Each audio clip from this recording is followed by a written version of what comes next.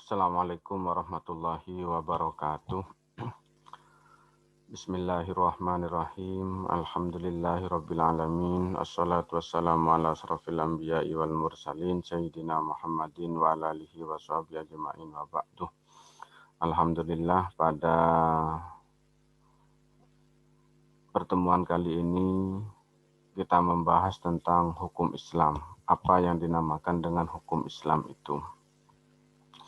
Namun sebelumnya marilah kita buka perkuliahan ini dengan bacaan basmalah secara bersama-sama agar dengan barokahnya basmalah ini kita bisa mendapatkan ilmu yang manfaat dan barokah.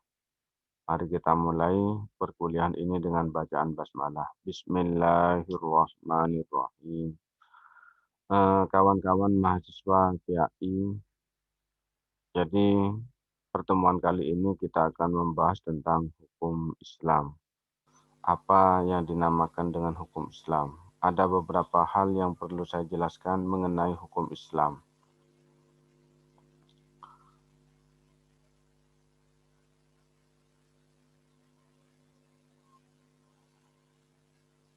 Jadi nanti pembahasannya mengenai hukum Islam itu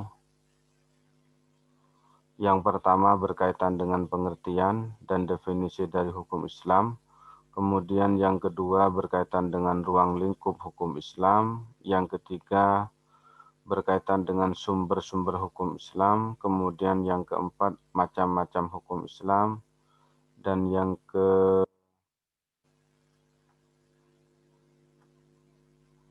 kelima adalah tujuan dari hukum Islam. Jadi tujuan dari hukum Islam itu yang kelima. Marilah kita memasuki pada pembahasan yang pertama, yaitu tentang definisi hukum Islam. Tentang hukum Islam adalah sistem kaidah-kaidah yang didasarkan pada wahyu Allah. Jadi hukum Islam itu adalah sistem atau sistem kaidah-kaidah yang didasarkan pada wahyu Allah dan sunnah Rasulullah mengenai tingkah laku mukallaf, atau yang dinamakan mukallaf itu orang yang sudah layak diberi pembebanan, yang diakui dan diyakini, yang mengikat bagi semua pemeluknya itu ya. Jadi sumber hukum Islam utama itu ada dua. Yang pertama adalah wahyu Allah, dalam hal ini adalah Al-Quran ya. Itu pertama yang utama.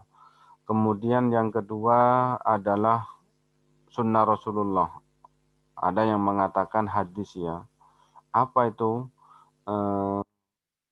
Jadi sunnah Rasulullah itu atau hadis itu bisa berupa kaulun, bisa berupa sabda Rasulullah, bisa berupa perbuatan Rasulullah, bisa berupa ketetapan-ketetapan yang datang dari Rasulullah, dan itu sebagai sumber hukum Islam ya. Atau definisi lain, hukum Islam adalah syariat yang berarti aturan yang diadakan oleh Allah untuk umatnya, yang dibawa oleh Nabi Muhammad SAW, baik hukum yang berhubungan dengan kepercayaan, dalam hal ini akidah, hukum-hukum yang berhubungan dengan amaliyah, perbuatan, dalam hal ini fikih, maupun yang berkaitan dengan buah atau hasil dari perbuatan.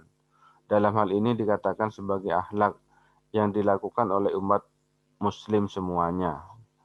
Jadi ini ada 3 cakupan ya, hukum Islam itu ada 3 cakupan. Yang pertama berkaitan dengan akidah, atau dalam bahasa lain i'tiqadiyah.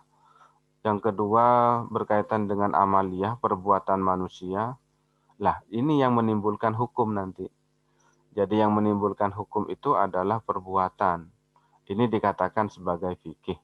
Atau yang berkaitan dengan etika atau akhlak ya. Ini khulukiyah. Jadi pembahasan syariat, hukum Islam atau sesuatu yang datang dari Allah itu ada 3 hal. Yang pertama berkaitan dengan i'tiqadiyah, berkaitan dengan keyakinan. Yang kedua berkaitan dengan amaliyah, perbuatan. Kemudian yang ketiga berkaitan dengan khulukiyah, etika atau akhlak gitu ya. Nah, sahabat-sahabat mahasiswa PAI, kemudian yang berikutnya Ruang lingkup hukum Islam. Ruang lingkup hukum Islam itu ada dua, ada ruang lingkup ibadah, ada ruang lingkup muamalah. Hukum dalam hal ini fikih ya, fikihnya yang berkaitan dengan perbuatan manusia. Jadi yang dimaksud dengan hukum Islam di sini adalah fikih atau yang berkaitan dengan perbuatan manusia. Jadi ada yang berkaitan dengan ibadah, ada yang berkaitan dengan muamalah. Jadi ibadah itu hablum minallah, hubungan kita dengan Sang Pencipta atau Allah. Muamalah itu hablum minan nas, hubungan kita dengan sesama manusia. Jadi hubungan kita dengan sesama manusia. Yang berhubungan dengan Allah itu dinamakan dengan ibadah, yang berhubungan dengan manusia itu dikatakan sebagai muamalah. Ya. Ruang lingkup ibadah.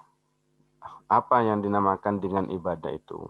Ibadah adalah tata cara dan upacara yang wajib dilakukan oleh seorang muslim dalam menjalankan hubungan kepada Allah. Seperti sholat, ya, ini bagian dari ibadah. Membayar zakat, bagian dari ibadah. Menjalankan ibadah haji juga bagian dari ibadah. Ibadah ini diharuskan kepada umat manusia sebagaimana firman Allah di dalam Quran surat Ad-Dariyat ayat 56. Bismillahirrahmanirrahim. Wa ma khalaqtul jinnah wal insa illa liya'buduni.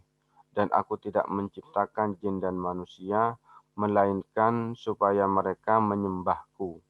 Nah ini eh, perintah Allah ya. Tujuan Allah menciptakan manusia. Jadi untuk menyembah kepada Allah itu ya. Kemudian yang muamalah, definisi muamalah itu adalah ketetapan Allah yang berhubungan dengan kehidupan sosial manusia. Walaupun ketetapan tersebut terbatas pada pokok-pokok saja, karena sifatnya sangat terbuka untuk dikembangkan melalui ijtihad manusia yang memenuhi syarat melakukan usaha itu. Ijtihad itu artinya pola pikir ya, mengembangkan pemikiran untuk menarik sebuah kesimpulan. Itu namanya ijtihad ya. Muamalah ini sangat luas sekali untuk dilakukan ijtihad, untuk dikembangkan itu ya. Berbeda dengan yang ibadah tadi. Kalau sholat sejak diperintahkan itu ya memang 5 itu ya, 5 waktu. Kemudian jumlah rakaatnya sudah ditentukan. Puasa juga seperti itu, haji juga seperti itu. Berbeda dengan muamalat. Muamalat ini seperti bentuk jual beli misalnya. Jadi antara saat ini dengan 10 tahun yang lalu atau 20 tahun yang lalu itu berbeda. Nah, di sini dibutuhkan ijtihad seperti contohnya jual beli online itu. Ini kan hukumnya harus dikembangkan gitu ya. Karena medianya atau sarananya sudah berkembang. Jadi fikih ini atau muamalah ini mengikuti perkembangan zaman gitu ya. Kemudian berikutnya adalah sumber hukum Islam. Sumber hukum Islam itu terbagi menjadi dua, ada yang muttafaqun alaihi, disepakati, ada yang mukhtalafun alaihi, diperselisihkan itu ya. Jadi yang disepakati itu ada 4, ada Al-Quran, ada Al-Hadis, ada Al-Ijma, ada Al-Qiyas itu ya. Ini yang disepakati.